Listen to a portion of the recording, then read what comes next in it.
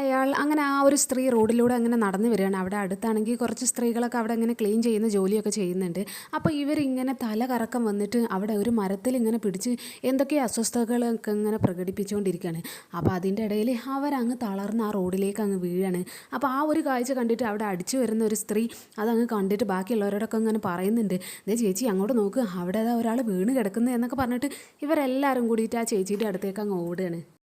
ഓടി ചെന്ന് എല്ലാവരും അവരുടെ ചുറ്റും അങ്ങ് കൂടുമ്പോഴാണ് ഇവർക്ക് മനസ്സിലാവുന്നത് ഇവർ തളർന്ന് അങ്ങ് വീണ് പോയതാണ് എന്നൊക്കെ. അപ്പോൾ അവരങ്ങനെ പിടിച്ചിങ്ങനെ ഇരുത്തുന്നൊക്കെ ഉണ്ട്. എന്നിട്ട് അവരോട് വെള്ളം വേണോ എന്നൊക്കെ ചോദിച്ചിട്ട് വെള്ളമൊക്കെ അങ്ങനെ കൊടുക്കുകയാണ്. അപ്പോൾ അതിൻ്റെ ഇടയിലാണ് രാധിക അതിലൂടെ അങ്ങ് വരുന്നത്. അപ്പോൾ രാധിക ഈ ഒരു കാഴ്ച കണ്ടിട്ട് അവിടെ വണ്ടി സൈഡാക്കിയിട്ട് ഇങ്ങനെ വന്നിട്ട് ചോദിക്കുന്നുണ്ട്, എന്താ സംഭവം എന്നൊക്കെ ഇങ്ങനെ ചോദിക്കുകയാണ്. അപ്പോൾ അവിടെ ആ ജോലി ചെയ്തിരുന്ന ആ സ്ത്രീകളും ആളുകളൊക്കെ ഇങ്ങനെ പറയുന്നുണ്ട്, അത് രാധിക മോളെ ഇവരെന്തോ തളർന്ന് വീണതാണെന്നാണ് തോന്നുന്നത്, ഇവിടെ വീണ് കിടക്കുന്നുണ്ടായിരുന്നു, ഞങ്ങളെ എണീപ്പിച്ച് കുറച്ച് വെള്ളമൊക്കെ കൊടുത്തതാണ് എന്നൊക്കെ ഇങ്ങനെ പറയാണ്. അപ്പോൾ രാധിക ചോദിക്കുന്നുണ്ട്, എന്ത് പറ്റി ചേച്ചി എന്നൊക്കെ ഇങ്ങനെ ചോദിക്കുകയാണ്. അപ്പോൾ ആ ചേച്ചിക്ക് ഒന്നും പറയാൻ തന്നെ വയ്യ, അവരിങ്ങനെ കരഞ്ഞുകൊണ്ടിരിക്കുകയൊക്കെ ചെയ്യാണ്.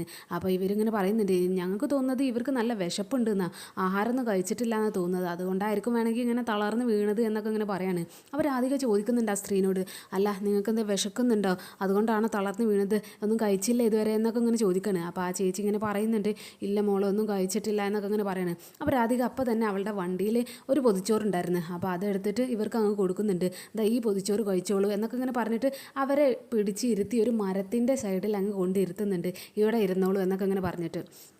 എന്നിട്ട് ആ ഒരു ഭക്ഷണപ്പൊതി ആ ചേച്ചിക്ക് അങ്ങ് എടുത്തു കൊടുക്കുകയാണ്. എന്നിട്ട് ഇവരോട് എല്ലാവരോടും കൂടി പറയുന്നുണ്ട്, നിങ്ങളൊക്കെ പോയിക്കോളൂ, ഞാൻ നോക്കിക്കോളേ ചേച്ചിനെ, നിങ്ങൾ ഞങ്ങളെ ജോലി ചെയ്തോളൂ എന്നൊക്കെ പറഞ്ഞിട്ട് ബാക്കിയുള്ള എല്ലാവരോടും കൂടി അങ്ങ് പിരിഞ്ഞ് പോകാൻ പറയാണ്. അപ്പോൾ ഈ അവിടെ കൂട്ടത്തിൽ നിൽക്കുന്ന ഒരു ചേട്ടൻ പറയുന്നുണ്ട്, അത് ശരിയാണ്, ഞങ്ങളെല്ലാവരും കൂടി ഈ ചേച്ചിയുടെ ചുറ്റും അങ്ങ് കൂടി നിന്ന് ഒന്ന് ശ്വാസം മുട്ടിപ്പിക്കുന്നതിനേക്കാൾ എത്രയോ നല്ലത് ഞങ്ങൾ ജോലിക്ക് അങ്ങോട്ടങ്ങ് മാറി നിൽക്കുന്നതാണ്, രാധിക മോൾ എന്തായാലും നോക്ക്, എന്താവശ്യം ഉണ്ടെങ്കിൽ വിളിക്കുക എന്നൊക്കെ പറഞ്ഞിട്ട് അവർ അങ്ങോട്ട് തന്നെ അടിച്ചു വരാൻ വേണ്ടിയിട്ട് അങ്ങ് പോവാണ്. അപ്പോൾ ഈ രാധിക ഇവർക്ക് ഭക്ഷണം വെള്ളമൊക്കെ അങ്ങനെ കൊടുക്കുന്നുണ്ട്.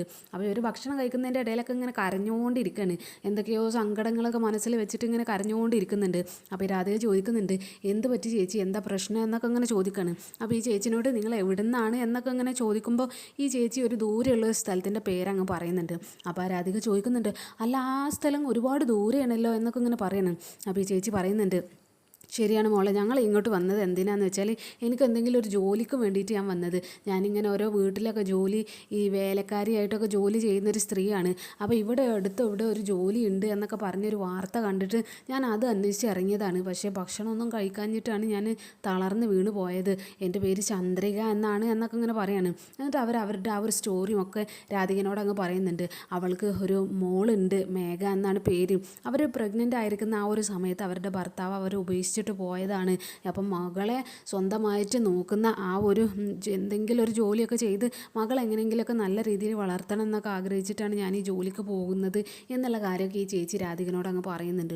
അപ്പോൾ ചേച്ചി പറയുന്നുണ്ട്, ഞാൻ ഒരുപാട് വീടുകളിലും എല്ലാം ജോലിക്കൊക്കെ ശ്രമിച്ചിരുന്നു, ഒരുപാട് വീടുകളിൽ ജോലി ചെയ്തൊക്കെ ചെയ്തിരുന്നു, പക്ഷേ ചില വീട്ടിലുള്ള സ്ത്രീകളൊക്കെ വളരെ മോശമായിട്ടാണ് പെരുമാറുന്നത്, എൻ്റെ മോളോടൊക്കെ ഒരുപാട് ഉപദ്രവവും ഒക്കെ ചെയ്തിട്ടുണ്ട്, എൻ്റെ മോളെയൊക്കെ ഒരുപാട് ഉപദ്രവിച്ചിട്ടുണ്ട് ചില വീട്ടിലുള്ള സ്ത്രീകൾ, പക്ഷേ അവരോട് എന്തെങ്കിലും ഒന്ന് ചോദിക്കാനൊന്നും പറ്റൂലല്ലോ, ഞാൻ ജോലി ചെയ്ത് ജീവിക്കണ്ടേ, ഞാൻ എന്തെങ്കിലുമൊക്കെ ചെയ്താലല്ലേ എൻ്റെ മകൾക്ക് എന്തെങ്കിലും ആഹാരം വരെ വെച്ച് കൊടുക്കാൻ പറ്റുള്ളൂ, എൻ്റെ കയ്യിലൊന്നും ഇല്ലാത്തതുകൊണ്ട് ഒരുപാട് കഷ്ടപ്പെട്ടിട്ടുണ്ട്, പിന്നെ ചില വീടുകളിലൊക്കെ ഭർത്താവില്ലാത്ത സ്ത്രീ ആയതുകൊണ്ട് എന്നെ ഒരുപാട് അവർ എന്നെ ഹരാസ് ചെയ്തിട്ടുണ്ട്, ഒരുപാട് എന്നെ ഉപദ്രവിച്ചിട്ടൊക്കെ ഉണ്ട്, പക്ഷേ ഞാൻ ആ ഒരു കാര്യമൊക്കെ പറഞ്ഞിട്ട് പോലീസിൽ കംപ്ലയിൻറ്റ് ചെയ്യാൻ പോകാം എന്നൊക്കെ ചിലവരൊക്കെ എന്നോട് വന്ന് പറയും, പോലീസിൽ കംപ്ലയിൻറ്റ് ചെയ്തുകൂടെ എന്ന്, പക്ഷെ അങ്ങനെ ഞാൻ ചെയ്താൽ ഞാൻ അങ്ങനെ ഈ കേസും കൂട്ടുമൊക്കെ ആയിട്ട് പോകുന്ന ഒരാളായിരുന്നു, അതുകൊണ്ട് എന്നെ ആരും ജോലിക്ക് വിളിക്കില്ല എന്നുള്ളൊരു ധാരണ എനിക്കുണ്ട്. കാരണം ജോലിക്ക് വിളിക്കുന്ന എല്ലാവരും ചിന്തിക്കില്ലേ, എന്നെ എങ്ങാനും വീട്ടിലേക്ക് അങ്ങ് ജോലിക്ക് വിളിച്ചാൽ കേസും കോടതിയൊക്കെ ആയിട്ട് ജീവിക്കേണ്ടി വരും, അവർ വല്ല എന്ത് കാര്യം ഉണ്ടെങ്കിലും കേസ് കൊടുക്കുന്നൊരു ടീമാണ്, അതുകൊണ്ട് അവരെ ജോലിക്ക് വിളിക്കണ്ട എന്നൊക്കെ മറ്റുള്ളവർ ചിന്തിക്കൂലേ, എനിക്ക് വേറെ ജോലിയൊന്നും ഇല്ലല്ലോ, അതുകൊണ്ട് എനിക്ക് ജീവിച്ചു പോകണമെങ്കിൽ ഇതല്ലേ ഉള്ളൂ മാർഗം എന്നൊക്കെ പറഞ്ഞിട്ട് അവരങ്ങ് പൊട്ടിക്കരയാണ്. എന്നെ ഒരുപാട് ശാരീരികമായിട്ടും എല്ലാ ഉപദ്രവവും ഒക്കെ സഹിച്ചിട്ട് തന്നെയാണ് ഞാൻ ഈ ജോലി ചെയ്യുന്നത്, പക്ഷേ വേറെ നിവൃത്തി ഇല്ലാത്തതുകൊണ്ടാണ് ഇപ്പോൾ ഒരു ജോലി അന്വേഷിച്ച് ഇങ്ങോട്ട് വന്നതാണ് എന്നൊക്കെ ഇങ്ങനെ രാധികനോട് പറയുന്നുണ്ട്. അപ്പോൾ ഈ രാധിക ഇങ്ങനെ വേണ്ട വിഷമിക്കേണ്ട ചേച്ചി എന്നൊക്കെ ഇങ്ങനെ പറഞ്ഞ് അവരെങ്ങനെ ആശ്വസിപ്പിക്കുകയാണ്. അപ്പോൾ ഈ ചേച്ചി അവളോട് പറയുന്നുണ്ട്, അല്ല മോളെ, മോൾക്ക് എന്തെങ്കിലുമൊക്കെ ഒരു ജോലി ശരിയാക്കി തരാൻ പറ്റുമോ? മോൾക്ക് അറിയുന്ന ആരെങ്കിലുമൊക്കെ ഉണ്ടാവല്ലോ അവിടെ, അവരോട് ആരോടെങ്കിലുമൊക്കെ ഒന്ന് റെക്കമെൻഡ് ചെയ്തിട്ട് എനിക്ക് എന്തെങ്കിലും ഒരു ജോലി ചെയ്യാൻ പറ്റുമോ, എനിക്കൊന്ന് ശരിയാക്കി തരുമോ എന്നൊക്കെ ഇങ്ങനെ ചോദിക്കുകയാണ്. അപ്പോൾ രാധിക ഇങ്ങനെ പറയുന്നുണ്ട്, ചേച്ചി അതിപ്പോൾ ഒരു 2 മാസം മുന്നേ ഒക്കെ ആണെങ്കിൽ എനിക്ക് സഹായിക്കാൻ കഴിഞ്ഞിരുന്നു. കാരണം ഞാനിവിടെ പാചകം ചെയ്യുന്ന ഒരു ബിസിനസ് സ്റ്റാർട്ട് ചെയ്തിട്ടുണ്ട്. അപ്പം ഭക്ഷണം ഉണ്ടാക്കാൻ വേണ്ടിയിട്ട് ഞാൻ 2-3 സ്ത്രീകളെ ജോലിക്ക് വെക്കാൻ വേണ്ടിയിട്ടൊക്കെ ഞാൻ ഒരുപാട് ശ്രമിച്ചിരുന്നു. അപ്പോൾ ആ ഒരു സമയത്താണെങ്കിൽ നിങ്ങളെ എനിക്ക് എടുത്താൽ മതിയായിരുന്നു. എനിക്ക് ജോലിക്കുള്ള ആളുകളൊക്കെ ഉണ്ട്. അതുകൊണ്ട് ഇപ്പോൾ ഒരു 2-3 മാസം മുന്നേ ആയിരുന്നെങ്കിൽ അതിനൊക്കെ കഴിഞ്ഞിരുന്നു എന്നൊക്കെ ഇങ്ങനെ പറയണം. അപ്പോൾ ഈ ചേച്ചി ഇങ്ങനെ പറയുന്നുണ്ട്, അത് മോളെ എങ്ങനെയെങ്കിലുമൊക്കെ ഒന്ന് ജോലി, എനിക്ക് 3 നേരം എൻ്റെ മകൾക്ക് ആഹാരം കൊടുക്കാനുള്ള ഒരു വക ഉണ്ടായാൽ മതി, വേറെ ഒന്നും എനിക്ക് വേണ്ടായിരുന്നു എന്നൊക്കെ പറഞ്ഞിട്ട് ഇവരിങ്ങനെ കരഞ്ഞോ വിഷമം പറയുന്നത് കണ്ടപ്പോൾ രാധികക്ക് ഒരു മനസ്സലിവ് തോന്നുകയാണ്. അപ്പോൾ ഈ രാധിക പറയുന്നുണ്ട്, അങ്ങനെയാണെങ്കിൽ ചേച്ചി ഒരു കാര്യം ചെയ്യേ, ചേച്ചി എൻ്റെ കൂടെ എൻ്റെ വീട്ടിലേക്ക് പോരും. എന്തായാലും ചേച്ചിക്ക് ഞാൻ അവിടെ തന്നെ ഒരു ജോലി ശരിയാക്കി തരാം, എന്തായാലും അവിടെ തന്നെ കൂടാ എന്നൊക്കെ ഇങ്ങനെ പറഞ്ഞിട്ട് അവരോട് അങ്ങ് കൂടെ പോരാൻ പറയണം. അപ്പോൾ ആ ചേച്ചി ഇങ്ങനെ അവളോട് നന്ദിയൊക്കെ പറയുന്നുണ്ട്. നന്ദി മോളെ, എനിക്ക് വേറെ നിവൃത്തി ഇല്ലാത്തത് കൊണ്ടാണ് എൻ്റെ മകളെ എങ്ങനെയെങ്കിലുമൊക്കെ ഒന്ന് വളർത്താനാണ്, ഒരു നേരത്തെ ആഹാരത്തിന് വേണ്ടിയിട്ടാണ് ഞാനിങ്ങനെ കഷ്ടപ്പെടുന്നത് എന്നൊക്കെ ഇങ്ങനെ പറയാണ്. അപ്പോൾ ഇവളിങ്ങനെ പറയുന്നുണ്ട്, എന്നാൽ ചേച്ചി വാ, എൻ്റെ വണ്ടി കയറി നമുക്ക് വീട്ടിലേക്ക് പോകാം എന്നൊക്കെ ഇങ്ങനെ പറഞ്ഞിട്ട് അവിടെ ഉണ്ടായിരുന്ന ആ ഒരു ജോലി ചെയ്യുന്ന ആ സ്ത്രീകളോട് എല്ലാവരോടും കൂടിയിട്ട് രാധിക വിളിച്ച് പറയുന്നുണ്ട്, അതേ ചേച്ചി, ഞാൻ ഇവരെ എൻ്റെ വീട്ടിലേക്ക് കൊണ്ടുപോവാണ്, ഞാൻ അവിടെ ജോലിക്ക് വേണ്ടിയിട്ട് എടുക്കുകയാണ്, ഇനി ഭക്ഷണം ഉണ്ടാക്കാൻ വേണ്ടിയിട്ട് ഇവരെയും കൂടി ഉണ്ടാക്കുകയാണ് എന്നൊക്കെ ഇങ്ങനെ അവരോടൊക്കെ പറയണം. അപ്പോൾ ആ ചേച്ചിമാരൊക്കെ അങ്ങനെ പറയുന്നുണ്ട്, അതെന്തായാലും നല്ല കാര്യമായി മോളെ, മോള് ചെയ്തത് ഒരു നല്ല കാര്യം തന്നെയാണ് എന്നൊക്കെ ഇങ്ങനെ പറയാണ്. അപ്പോൾ രാധിക ഓക്കെ എന്നാൽ ശരി എന്നൊക്കെ പറഞ്ഞിട്ട് അവളെയും കൊണ്ടിട്ട് ആ ആറ്റുവാശ്ശേരിക്ക് അങ്ങ് പോവുകയാണ്. അപ്പോൾ ആറ്റുവാശ്ശേരിയിൽ എത്തുന്ന സമയത്ത് അവിടെ നല്ല ഭക്ഷണം ഉണ്ടാക്കുന്ന തിരക്കിലാണ് യശോദയും ജയഭാരതി മുത്തശ്ശി എല്ലാവരും കൂടിയിട്ട്, പിന്നെ അവിടെ ജോലിക്കുള്ള ആ ഒരു സ്ത്രീകൾ എല്ലാവരും കൂടിയിട്ട് ഇങ്ങനെ ഭക്ഷണമൊക്കെ ഉണ്ടാക്കുകയാണ്. അപ്പോൾ അങ്ങോട്ടാണ് ഈ രാധിക വേറൊരു സ്ത്രീനെയും കൊണ്ട് അങ്ങ് കയറി വരുന്നത്. അപ്പോൾ എല്ലാവരും കൂടിയിട്ട് ഇവളുടെ കൂടെ ഇത് ആരാണ് എന്നുള്ള മട്ടിൽ അങ്ങ് നോക്കുന്നൊക്കെ ഉണ്ട്. അപ്പോൾ ജയഭാരതി മുത്തശ്ശി യശോദയും കൂടിയിട്ട് ഇവളോട് ചോദിക്കുന്നുണ്ട്, അല്ല രാധിക മോളെ, ഇത് ആരാണ് എന്നൊക്കെ ഇങ്ങനെ ചോദിക്കുകയാണ്. അപ്പോൾ രാധിക പറയുന്നുണ്ട്, ഇതാണ് പുതിയൊരു ചേച്ചിയാണ്, ഇനി നമുക്ക് ഇവിടെ ജോലിക്ക് ഇവരും കൂടി ഉണ്ടാകും എന്നൊക്കെ ഇങ്ങനെ പറയാണ്. എന്നിട്ട് അവൾ എന്താണ് സംഭവിച്ചത് എന്നുള്ള കാര്യങ്ങൾ മൊത്തം അവരോട് അങ്ങ് പറയുന്നുണ്ട്. വഴിയരികിൽ അങ്ങനെ പോയപ്പോൾ അവരവിടെ തളർന്ന് വീണതും അവർക്ക് ഭക്ഷണം കൊടുത്തതും അവർക്ക് ജോലിയില്ലാതെ അലയുന്ന കാര്യം, അയാളുടെ ആ ഒരു സ്റ്റോറി മൊത്തം, അവർക്കൊരു മകളുണ്ടെന്നും ഭർത്താവ് ഉപേക്ഷിച്ച് പോയതാണ് എന്നുള്ള കാര്യങ്ങൾ മൊത്തം ഇവരോട് അങ്ങ് പറയുന്നുണ്ട്. അപ്പോൾ ഈ യശോദ പറയുന്നുണ്ട്, അത് സാരമില്ല, നമുക്ക് ഇവരെയും കൂടെ നമ്മുടെ കൂട്ടത്തിൽ അങ്ങ് കൂട്ടാം, ഇവിടെ ജോലി ചെയ്ത് അങ്ങനെ ജീവിക്കാമല്ലോ എന്നൊക്കെ ഇങ്ങനെ പറയാണ്. അപ്പോൾ ഈ ജയഭാരതി മുത്തശ്ശി അവരോട് അത്ര സോഫ്റ്റിലൊന്നും അല്ല സംസാരിക്കുന്നത്, കുറച്ച് ഹാർഷായിട്ട് തന്നെ അവരങ്ങ് ആദ്യം തന്നെ കാര്യങ്ങളൊക്കെ തന്നെ പറയണം. അവർ പറയുന്നുണ്ട്, ഇവിടെ ജോലിക്ക് നിൽക്കുന്നതിന് യാതൊരു കുഴപ്പമില്ല, പക്ഷേ ഞങ്ങളെന്ന് പറഞ്ഞാൽ ഇവിടെ ഒരുമിച്ച് ഒരു കുടുംബം പോലെ അങ്ങ് ജീവിച്ചു വരുന്നവരാണ്. ഞങ്ങൾ അങ്ങോട്ടും ഇങ്ങോട്ടും കുറ്റം പറയലോ അങ്ങനെ ഒന്നുമില്ല, അങ്ങോട്ടും ഇങ്ങോട്ടും നല്ല സ്നേഹത്തോടെ അങ്ങ് ജീവിച്ചു വരുന്നതാണ്. അതുകൊണ്ട് കുറച്ച് ദിവസം ഇവിടെ കൂടിയിട്ട് പിന്നെ ഞങ്ങൾ മാറി നിൽക്കുമ്പോൾ ഞങ്ങൾ ഈ കുറ്റം പറയൽ അല്ലെങ്കിൽ എന്തെങ്കിലും പരദൂഷണം പറയൽ അങ്ങനെയുള്ള സ്വഭാവം എന്തായാലും ഇവിടെ പറ്റത്തില്ല. അങ്ങനെ എന്തെങ്കിലും ഒരു ഉദ്ദേശം ഉണ്ട് എന്നുണ്ടെങ്കിൽ ഇപ്പം തന്നെ ഇവിടെ നിന്ന് ഇറങ്ങിക്കോ എന്നങ്ങ് പറയാണ്. അപ്പോൾ ഈ ചേച്ചി പറയുന്നുണ്ട്, ചേച്ചി അമ്മ പറയുന്നത് എനിക്ക് മനസ്സിലാകും, പക്ഷേ ഞാൻ അങ്ങനെ ഒന്നും ചെയ്യില്ല, എനിക്ക് നല്ല ബോധമുണ്ട്, എനിക്ക് 3 നേരത്തെ ഒരു ആഹാരം കിട്ടിയാൽ മതി എൻ്റെ മോൾക്ക് കൊടുക്കാൻ, അല്ലാതെ കൂടുതലായിട്ട് എനിക്കൊന്നും ആഗ്രഹമില്ല, എനിക്ക് അങ്ങനെ ഒന്നുമില്ല, ചിന്തകളൊന്നുമില്ല, ഞാൻ അങ്ങനെ ഒന്നും ചെയ്യില്ല എന്നുള്ള കാര്യമൊക്കെ എന്തായാലും ഈ ചേച്ചി അങ്ങ് ഉറപ്പ് കൊടുക്കുകയാണ്. അപ്പോൾ ജയഭാരതി മുത്തശ്ശി അറിയുന്നുണ്ട്, അല്ല ഞാൻ പറയേണ്ട കാര്യം നമ്മൾ പറയുന്നത് വേണമല്ലോ, അപ്പോൾ തുടക്കത്തിൽ തന്നെ കാര്യങ്ങളൊക്കെ മുൻകൂട്ടി അങ്ങ് പറഞ്ഞതാണ് എന്നൊക്കെ ഇങ്ങനെ പറയാണ്. അപ്പോൾ ഈ രാധിക പറയുന്നുണ്ട്, അത് ശരിയാണ്, എന്തായാലും ചേച്ചി ഞങ്ങളെ കൂടെ കൂടിക്കോ എന്നൊക്കെ പറഞ്ഞിട്ട് അവർക്കൊരു ജോലിയൊക്കെ കൊടുക്കുന്നുണ്ട്. അവിടെ ഇങ്ങനെ സാമ്പാർ ഇളക്കാൻ വേണ്ടിയിട്ടൊക്കെ അവരോട് അങ്ങ് പറയുന്നുണ്ട്. അപ്പോൾ അവർ ആ ജോലിയിൽ അങ്ങ് കയറുകയാണ്. അപ്പോൾ ഇവരുടെ കൂട്ടത്തിൽ ഓരോ ജോലികളൊക്കെ ഇങ്ങനെ ചെയ്തുകൊണ്ടിരിക്കുന്നൊക്കെ ഉണ്ട്. എന്നിട്ട് ആ ജോലി ചെയ്യുന്നതിൻ്റെ ഇടയിൽ ഇവർ ആരും കാണാതെ വീടിൻ്റെ മുറ്റത്ത് മറ്റൊരു വശത്തേക്ക് ഈ ചേച്ചി പോയിട്ട് നേരെ സേറക്ക് അങ്ങ് ഫോൺ ചെയ്യണം. അപ്പോൾ സേറ എല്ലാം സെറ്റ് ചെയ്തൊരു സ്ത്രീയാണ്, ഈ ഒരു ചാര സ്ത്രീ ആയിട്ട് ഇങ്ങോട്ട് വന്നതാണ് ഇവർ, ഈ ചന്ദ്രിക എന്ന് പറയുന്ന സ്ത്രീ. അപ്പോൾ ഇവർ പെട്ടെന്ന് തന്നെ സേറക്ക് വിളിച്ചിട്ട് ഇങ്ങനെ പറയുന്നുണ്ട്, അതേ മാഡം, ഞാനിവിടെ ആറ്റുവാശ്ശേരിയിൽ എത്തിയിട്ടുണ്ട് എന്നൊക്കെ പറയാണ്. അപ്പോൾ സേറ പറയുന്നുണ്ട്, ആഹാ എന്തായാലും നീ നല്ല പെർഫെക്റ്റ് ആയിട്ട് തന്നെ അവിടെ എത്തി, ആർക്കും ഒരു സംശയമൊന്നും ഇല്ലല്ലോ എന്നൊക്കെ ഇങ്ങനെ പറയാണ്. അപ്പോൾ ഈ ചേച്ചി പറയുന്നുണ്ട്, അങ്ങനെ ഒരു സംശയം ഇല്ല, ഇതിലും നല്ല പെർഫെക്റ്റ്, പ്ലാൻ ചെയ്തതിലും നല്ല പെർഫെക്റ്റ് ആയിട്ട് തന്നെ ഞാൻ ഇവിടെ എത്തിയിട്ടുണ്ട്, ഞാനിവിടെ ജോലിക്കാരിയാണ്, എന്നെ ഇവിടെ ജോലിക്ക് എടുത്തതാണ് എന്നൊക്കെ ഇങ്ങനെ പറയുന്നുണ്ട്. അപ്പോൾ സാറ പറയുന്നുണ്ട്, അതെന്തായാലും നന്നായി, ഇനി നീ ആ രാധികയുടെ മനസ്സിൽ കയറി കൂടണം, അവളുടെ ഏറ്റവും വലിയ വിശ്വസ്തയായിട്ടുള്ള സ്ത്രീ നീ ആയി മാറണം, അതാണ് ഇനി നിൻ്റെ അടുത്ത ഊഴം. എന്നിട്ട് നീ അവളുടെ ആ ബിസിനസ് എല്ലാം തകർത്ത് തരിപ്പടാക്കി അവളെ നശിപ്പിച്ചിട്ട് അവിടെ നിന്ന് ഇങ്ങോട്ട് ഇറങ്ങി വരാൻ പാടുള്ളൂ എന്നൊക്കെ ഇങ്ങനെ പറയുന്നുണ്ട്. അപ്പോൾ ഈ ചേച്ചി പറയുന്നുണ്ട്, അതെന്തായാലും ഞാൻ ഏറ്റു മാഡം, ആ കാര്യത്തിൽ ഇനി യാതൊരു സംശയം വേണ്ട, അതൊക്കെ ഞാൻ നല്ല രീതിയിൽ തന്നെ കൈകാര്യം ചെയ്യും എന്നൊക്കെ ഇങ്ങനെ പറയാണ്. അപ്പോൾ ഈ സാർ അവൾക്ക് പറഞ്ഞു കൊടുക്കുന്നുണ്ട്, പിന്നെ ഒരു കാര്യം നീ ശ്രദ്ധിക്കണം, രാധിക എന്ന് പറയുന്നത് അവൾക്ക് സഹായിക്കാനുള്ള ഒരു മനസ്സുള്ളതൊക്കെ ശരി തന്നെയാണ്, പക്ഷേ അവൾ ചുറ്റുമുള്ള കാര്യങ്ങളിലൊക്കെ നല്ല ബോധേടാണ്. അതുകൊണ്ട് അത് നീ നന്നായിട്ട് സൂക്ഷിക്കണം, അവളെ നന്നായിട്ട് ശ്രദ്ധിക്കണം. പിന്നെ വരുണ് എന്ന് പറയുന്ന അവന് ബിസിനസ്സിലൊക്കെ പൊട്ടി ആകെ തകർന്നിരിക്കുകയാണെങ്കിലും അവൻ്റെ കുടുംബവും അവൻ്റെ ബിസിനസ്സും എല്ലാം തകർന്നിരിക്കുകയാണെങ്കിലും അവൻ്റെ ബുദ്ധിക്ക് ഒന്നും സംഭവിച്ചിട്ടില്ല. അവൻ്റെ ഒടുക്കത്തെ ബുദ്ധിയാണ്, അതും നീ ശ്രദ്ധിക്കണം. അവരെ പിടിക്കാതെ നീ നോക്കണം. ഇനി എങ്ങാനും അവർ നിന്നെ പിടിക്കപ്പെട്ടു എന്ന് നിനക്ക് തോന്നിയാൽ ഒരിക്കലും എൻ്റെ ചന്ദ്രശേഖരൻ്റെ പേര് നീ അവിടെ പറയാൻ പാടില്ല എന്നൊക്കെ പറയാണ്. അപ്പോൾ ഈ ചേച്ചി പറയുന്നുണ്ട്, അതെന്തായാലും ഉണ്ടാവില്ല, ഞാൻ ഒരിക്കലും ആ ഒരു പേര് ഇവിടെ വെളിപ്പെടുത്തില്ല, ഞാൻ പിടിക്കപ്പെട്ടാലും ഞാൻ നിങ്ങളെ ഒറ്റ കൊടുക്കില്ല, അതിൽ നിങ്ങൾക്ക് എന്നെ വിശ്വസിക്കാം എന്നൊക്കെ അങ്ങനെ പറയണം. അപ്പോൾ സാറ് പറയുന്നുണ്ട്, ഓക്കെ, എന്തായാലും നീ അവിടെ ജോലിക്ക് കൂടിക്കോ, പക്ഷേ ഒരു കാര്യം നീ ശ്രദ്ധിക്കണം, ഇടയ്ക്കിടയ്ക്ക് ഇങ്ങനെ ഫോണിൽ കളിച്ചുകൊണ്ടിരിക്കരുത്. അപ്പോൾ അവർക്ക് സംശയം തോന്നും, മാറി ഇന്ന് ഫോൺ ചെയ്യാനോ അങ്ങനെ ഒന്നും ശ്രമിക്കരുത്.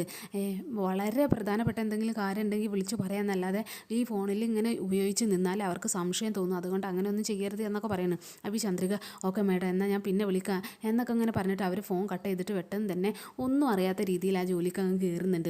അപ്പോൾ ഈ സാറിങ്ങനെ മനസ്സിലിങ്ങനെ ചിന്തിക്കുന്നുണ്ട് ഫോൺ വെച്ചിട്ട്, രാധികയെ, നീ ഇവിടെ വന്നാണ് എന്നെ വെല്ലുവിളിച്ച് പോയത്, അതിനുള്ള ശിക്ഷ നിനക്ക് എന്തായാലും തന്നിരിക്കും, നിന്നെ ഞാൻ ഇന്ന് തകർന്ന് അടിച്ചിട്ട് ഇനി ബാക്കി കാര്യം എന്നൊക്കെ ഇങ്ങനെ ഇവർ സ്വയമേ ഇങ്ങനെ പറഞ്ഞുകൊണ്ടിരിക്കുന്നുണ്ട്. അത് ആ രാധികനെ നശിപ്പിച്ചിട്ട് അവരടങ്ങൂ എന്നൊക്കെ ഇങ്ങനെ ഇവർ പറഞ്ഞുകൊണ്ടിരിക്കുകയാണ്. പിന്നെ ഇവരിങ്ങനെ ജോലി ചെയ്യുന്നതിൻ്റെ ഇടയിൽ രാധിക അവിടെ ഇങ്ങനെ സാമ്പാറൊക്കെ ഉണ്ടാക്കിയിട്ടുണ്ട്. അപ്പോൾ ആ ഒരു പാത്രം അടുപ്പിൽ നിന്ന് മാറ്റി വെക്കാൻ വേണ്ടിയിട്ട് അങ്ങ് വിളിക്കുന്നുണ്ട് ഒരു ചേച്ചിനെ. അപ്പോൾ ഈ ചേച്ചി പെട്ടെന്ന് തന്നെ ആ ഒരു സാമ്പാർ എടുത്തു വെക്കാൻ വേണ്ടിയിട്ട് ആ ഒരു ചെമ്പ് പിടിക്കാൻ വേണ്ടി രാധികേനെ ഹെൽപ്പ് ചെയ്യാൻ അങ്ങ് പോകുന്നുണ്ട്. അപ്പോൾ ഇവരുടെ ഉദ്ദേശം എന്താണെന്ന് വെച്ചാൽ എന്തെങ്കിലും ഒരു അപകടം രാധികക്ക് ഉണ്ടാക്കി വെക്കുക എന്നുള്ളൊരു മൈൻഡിലാണ്. അപ്പോൾ ഇവർ സാമ്പാർ പിടിക്കുന്നതിൻ്റെ ഇടയിൽ രാധിക അങ്ങനെ പറയുന്നുണ്ട്, ചേച്ചി ശരിക്ക് പിടിച്ചോണം എന്നൊക്കെ അങ്ങനെ പറഞ്ഞിട്ട് ആ അടുപ്പിൽ നിന്ന് അതങ്ങ് വാങ്ങി വെക്കുന്ന സമയത്ത് ഈ ചേച്ചി മെല്ലെ ആ സാമ്പാർ അവളുടെ കാലിലേക്ക് അങ്ങ് ചിരിക്കുന്നുണ്ട്. അപ്പോൾ കുറച്ച് സാമ്പാർ, ആ തിളച്ച സാമ്പാർ അവളുടെ കാലിലേക്ക് അങ്ങ് കുറച്ച് ഒഴുകി അങ്ങ് പോവുകയാണ്. അപ്പോൾ ഇവൾ പെട്ടെന്ന് തന്നെ ചട്ടി അവിടെ വെച്ചിട്ട് അവൾ അങ്ങ് നിലവിളിക്കുന്നുണ്ട്, അയ്യോ എന്നൊക്കെ പറഞ്ഞിട്ട്. അവളങ്ങ് നിലവിളിക്കുന്ന ആ ഒരു ശബ്ദം കേൾക്കുമ്പോൾ പിന്നെ വരുൺ അങ്ങ് ഓടി വരുന്നുണ്ട്. എന്ത് പറ്റി രാധിക എന്നൊക്കെ ഇങ്ങനെ പറഞ്ഞിട്ട് ബാക്കിയുള്ളവരെല്ലാവരും കൂടി വരുന്നുണ്ട്. അപ്പോൾ അതിൻ്റെ ഇടയിൽ ഈ വരുൺ ഇങ്ങനെ നോക്കിയിട്ട് കാലൊന്നായിട്ട് പൊള്ളിയിട്ടൊക്കെ ഉണ്ട്. അപ്പോൾ അതൊക്കെ ഇങ്ങനെ വാഷ് ചെയ്ത് കൊടുത്തിട്ട് ഈ ചേച്ചിനെ നന്നായിട്ട് അങ്ങ് അവന് ഷൗട്ട് ചെയ്യുന്നുണ്ട്, നിങ്ങൾക്ക് അറിയാത്ത പണിയാണെങ്കിൽ പിന്നെ ചെയ്യാൻ നിൽക്കണോ, നിങ്ങൾക്ക് അറിയില്ലെങ്കിൽ അങ്ങ് മാറി നിന്നാൽ പോരാ, അറിയാത്ത കാര്യങ്ങളൊക്കെ എന്തിനാണ് ചെയ്തത്, ഇങ്ങനെ ഒരു അപകടം വരുത്തി വെക്കാൻ എന്നൊക്കെ ഇങ്ങനെ പറയാണ്. അപ്പോൾ ഈ ചേച്ചിയാണെങ്കിൽ അവിടെ നിന്ന് സോറി എന്നൊക്കെ പറഞ്ഞിട്ട് മെല്ലെ ഇങ്ങനെ കരഞ്ഞുകൊണ്ടിരിക്കുകയാണ്. അപ്പോൾ ഇവരെല്ലാവരും കൂടിയിട്ട് രാധികനെ പിടിച്ചിട്ട് അവിടെ സൈഡിൽ ഒക്കെ കൊണ്ട് ഇരുത്താണ്. എന്നിട്ട് അവളോട് കുഴപ്പമില്ലല്ലോ എന്നൊക്കെ ഇങ്ങനെ പറഞ്ഞിട്ട് ആ കാലൊക്കെ ഇങ്ങനെ വാഷ് ചെയ്ത് അവളോട് ഇങ്ങനെ ഓരോ കാര്യങ്ങളൊക്കെ ഇങ്ങനെ ചോദിക്കുകയാണ്, പൊള്ളുന്നുണ്ടോ എന്നൊക്കെ ഇങ്ങനെ എല്ലാവരും കൂടിയിട്ട് അങ്ങ് ചുറ്റി ഇരുന്ന് ചോദിക്കുന്നുണ്ട്.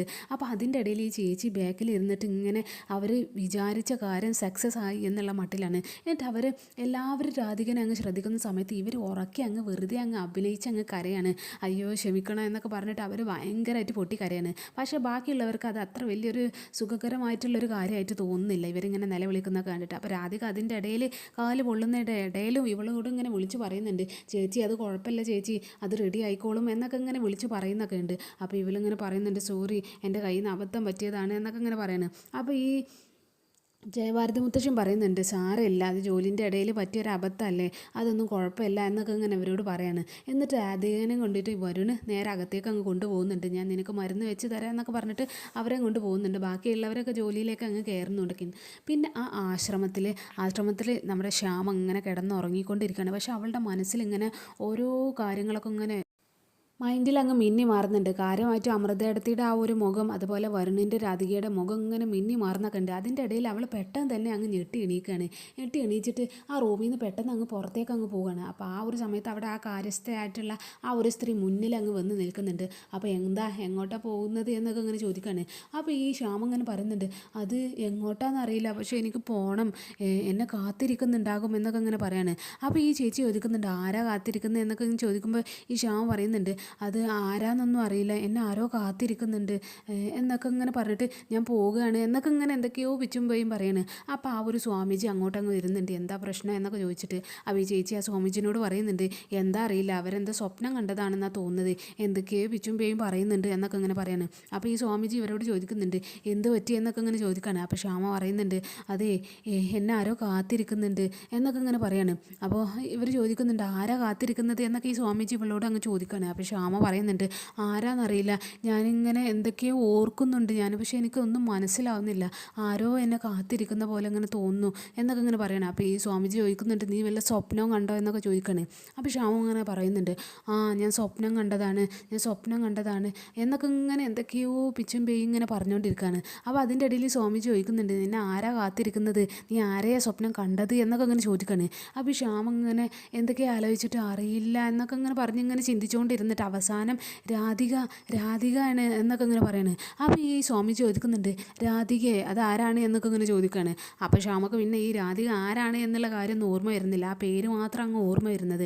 അപ്പോൾ ഇവരിങ്ങനെ പറയുന്നുണ്ട്, രാധിക ആരാണെന്നൊന്നും അറിയില്ല, അതൊന്നും എനിക്ക് ഓർമ്മയില്ല, പക്ഷെ അവരെയാണ് എന്നെ കാത്തിരിക്കുന്നത് എന്നൊക്കെ ഇങ്ങനെ പറഞ്ഞിട്ട് എന്തൊക്കെയോ പിച്ചും പേയും പറയുന്നുണ്ട്. അപ്പോൾ സ്വാമിജി പറയുന്നുണ്ട്, സാരമില്ല, ഇപ്പം നിങ്ങളവിടെ പോയി കിടന്നോളൂ എന്നൊക്കെ ഇങ്ങനെ പറഞ്ഞിട്ട് ശ്യാമിനോട് അവിടെ പോയി കിടക്കാൻ പറയാനും. അപ്പോൾ അവരവിടെ പോയി ഇങ്ങനെ ഇരിക്കുന്ന സമയത്ത് ഈ ഒരു കാര്യസ്ഥയായിട്ടുള്ള സ്ത്രീനോട് ഈ സ്വാമിജി പറയുന്നുണ്ട്, അവരെ കൂടെ ആരെങ്കിലും ഒരാൾ എപ്പോഴും വേണം എന്നൊക്കെ ഇങ്ങനെ പറയുന്നത്, കാരണം എപ്പോഴും അവർക്കൊരു ശ്രദ്ധ വേണം എന്നൊക്കെ പറയുമ്പോൾ ഈ കാര്യസ്ഥയായിട്ടുള്ള ആ സ്ത്രീ പറയുന്നുണ്ട്, അത് ആ സ്നേഹം എപ്പോഴും അവരുടെ കൂടെ ഉണ്ടായിരുന്നു, ഇപ്പോൾ ഒന്ന് പുറത്ത് പോയതാണ് എന്നൊക്കെ ഇങ്ങനെ പറയാണ്. അപ്പോൾ ശരി എന്നൊക്കെ ഇങ്ങനെ പറയുന്നൊക്കെ ഉണ്ട്. പിന്നെ ആറ്റുവാശ്ശേരിയിലാണെങ്കിൽ ഈ വരുൺ ഇങ്ങനെ അവൾക്ക് ഓയിൻമെൻറ്റൊക്കെ ഇങ്ങനെ തേച്ച് കൊടുക്കുന്നൊക്കെ ഉണ്ട്. എന്തായാലും എപ്പിസോഡ് അവിടെ അവസാനിച്ചിട്ടുണ്ട്. പിന്നെ നാളത്തെ എപ്പിസോഡിലാണെങ്കിൽ ആ ഒരു ആശ്രമത്തിലെ കാര്യസ്ഥയായിട്ടുള്ള സ്ത്രീ എന്ന് പറയുന്നത് ബെഞ്ചമിന് കൂട്ടാളിയാണ്. അപ്പോൾ ഈ ബെഞ്ചമിന് ഫോൺ ചെയ്തിട്ട് ഇങ്ങനെ വിളിച്ച് പറയുന്നുണ്ട്, അവരെ ഇന്നലെ സ്വപ്നം കണ്ടിട്ട് എന്തൊക്കെയോ ഓർത്തെടുക്കുന്നൊക്കെ ഉണ്ട്, അവർ ആ പേര് പറഞ്ഞിട്ടുണ്ട് എന്നൊക്കെ ഇങ്ങനെ പറഞ്ഞിട്ട് അവിടെ നടന്ന കാര്യം മൊത്തം ഈ ബെഞ്ചമിനെ വിളിച്ച് ഈ സ്ത്രീ അങ്ങ് പറഞ്ഞു കൊടുക്കുന്നൊക്കെ ഉണ്ട്. അപ്പം ബെഞ്ചമിൻ പറയുന്നുണ്ട്, അങ്ങനെയാണെങ്കിൽ അവരുടെ ഒരു മെമ്മറിയിൽ ഒരു ഓർമ്മ പോലും ഉണ്ടാവാൻ പാടില്ല, അവർക്ക് ഒന്നും ഓർത്തെടുക്കാൻ കഴിയാത്ത രീതിയിലാകണം എന്നൊക്കെ ഇങ്ങനെ ഈ ചേച്ചിനോട് പറഞ്ഞെടുക്കുന്നൊക്കെ ഉണ്ട്. അപ്പോൾ ഈ ഒരു ചേച്ചി എന്ന് പറഞ്ഞത് ആ കൂട്ടത്തിലുള്ള ഒരു വഞ്ചകിയായിട്ടുള്ളൊരു സ്ത്രീ തന്നെയാണ്. അപ്പോൾ അതുപോലെ തന്നെ ആറ്റുവാശ്ശേരിയിൽ ആ ചന്ദ്രിക എന്ന് പറയുന്ന സ്ത്രീ ഫോൺ വിളിച്ചിട്ട് ഇങ്ങനെ ഓരോ കാര്യങ്ങൾ എന്തോ സംസാരിക്കുന്നത് എന്തായാലും രാധിക എന്നങ്ങ് ശ്രദ്ധിക്കുന്നൊക്കെ ഉണ്ട്. ഇനി അവൾക്ക് കാര്യങ്ങളൊക്കെ മനസ്സിലാവോ ഇല്ല എന്നൊന്നും അറിയില്ല. എന്തായാലും എപ്പിസോഡ് ഇവിടെ അവസാനിച്ചിരിക്കുന്നത്. അപ്പോൾ നാളെ കാണാം.